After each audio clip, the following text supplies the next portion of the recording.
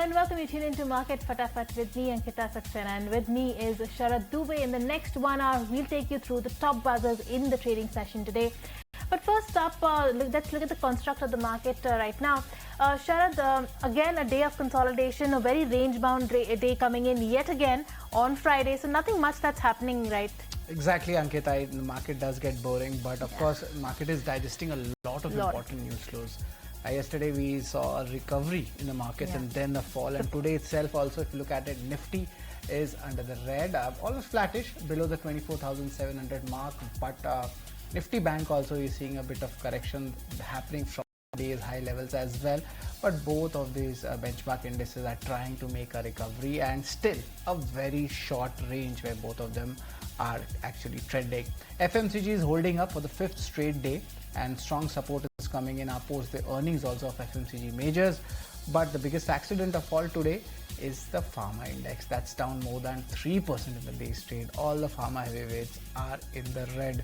Now, of course, Trump announced that there would be price cuts coming in for the 17 major companies in the pharma space in US itself, and a second order impact is coming for the domestic pharma majors as well. But do remember, no tariff impositions has happened, but largely a range-bound market, and of course earning specific moves are definitely there. PNB Housing Finance, stock has seen a big cracking, and overall this is coming in as the MD and CEO Girish Kousgi has given his resignation, and these are the actual numbers coming in. Of course, we are going into the weekend. There might be a lot of news flows coming in, so that's where we'll be focusing on. But joining us in our show, Market Fatafat, is Kunal Shah, Senior Technical and Derivative Analyst at Mirae Asset Share Khan, and from the research team we are having Rabinder.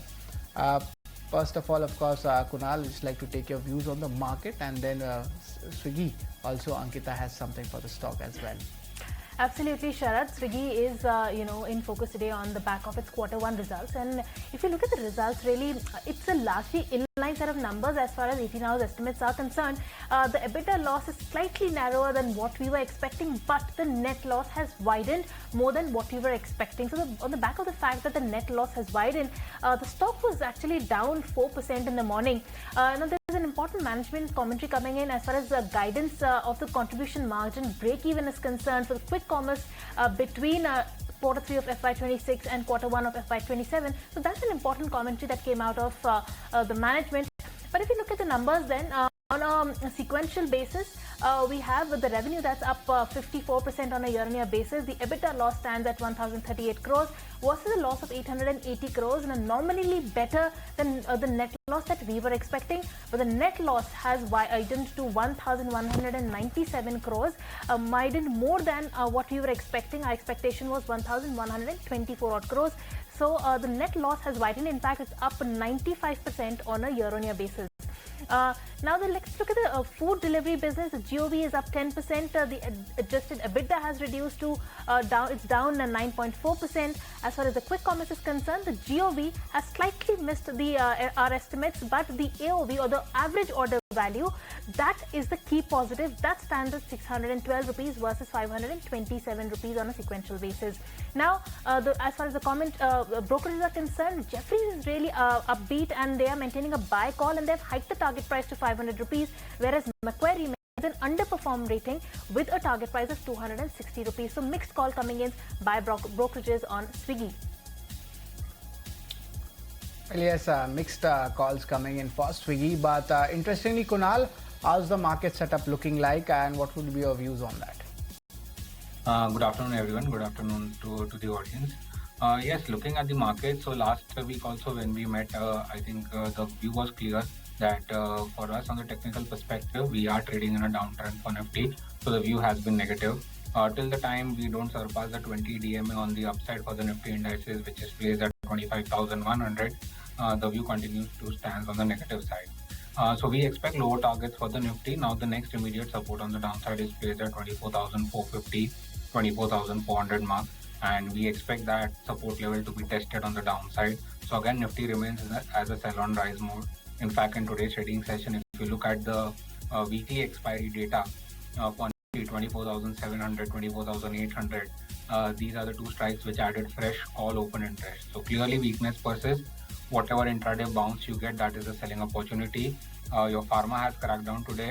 IT is already weak on the downside, and this too heavyweights if starts to crack in Nifty would test the support zone on the downside. So our view has been bearish, and we continue to stay on that.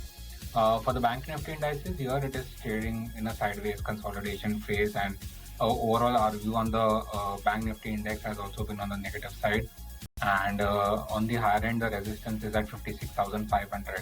So 56,500 to 55,500, 1,000-point range in which Bank Nifty is stuck. Whichever side it breaks, there will be sharp moves on the Bank Nifty indices. Again, our view has been on the negative side, and we utilize bounces as a selling opportunity for even Bank Nifty. And we have kept the lower end targets of 55,200 to 55,000 on the downside for the Bank Nifty indices. So over there also continues to be on the negative side for Bank Nifty. Well, both the views coming in for Nifty and Nifty Bank on the negative side, and sell on rise would be the overall strategy. But of course, let's look at the aviation stocks, particularly Interglobe Aviation. Now, the ATF prices, they have increased by 3% from August 1st. Now, this is the second straight month of high coming in ATF prices. Now, ATF means aviation turbine fuel prices. And last month, the fuel for the airlines, that has increased by almost 7.5%. Now, that of course becomes negative for these companies, as almost 30 to 35% of the total cost of an aeroplane actually comes from fuel or ancillary items in the fuel segment. Today, the stock itself has taken a beating as well. Recently, the company also came out with its numbers. The Q1 numbers were largely weak, and the yields were also under the pressure, but company in its con call, they did state that the Q2 numbers would be good when it comes to the soaring demand expected to kick in, and also importantly the operational metrics, that is also expected to go up. So it'll be very interesting to see ahead of the festive season how the aviation stocks perform. But in day's trade, Interglobe Aviation trying a small attempt recovery, but still on the negative side, the stock going below the 58.30 mark. So currently the stock is down 1.4%. All right, that's Interglobe Aviation. But let's move on to the next counter that you've picked out for us on the charts, Kunal. The BEL is the name.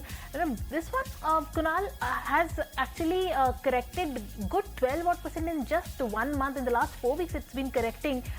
From here on, what do you see on the charts for BEL? I think there is still more downside left.